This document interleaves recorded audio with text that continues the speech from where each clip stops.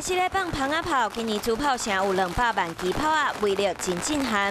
虽然今年有疫情规模较小，不过民众要是真热情。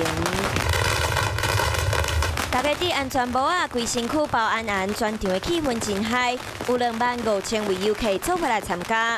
不过半暝活动结束了后，街路拢是炮啊雾。空气当中要是有烟雾，台南市政府环保局人员开始摒扫，甚至有民众来到3工。环保局总共有153位人员，32台清洁车做伙来整理。今日的透早有开队的本数，搁爱出动拖拖机来学。环保局统计规个暗暝总共清出27栋的本数，不过要未8点，规条路都真清气，看得出真有效率。垃圾量还不少。但是我们今年已经缩小一些规模了，我们也希望说，接下来民众能够，对于疫情能够稍微掌握一下。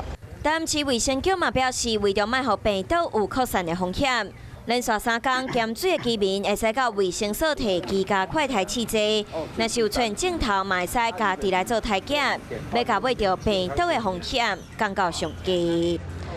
嗨，我是庄宇杰。想要看到更多的新闻内容吗？赶快订阅华视新闻的 YouTube 频道，并且开启小铃铛，跟着宇杰一起看新闻吧。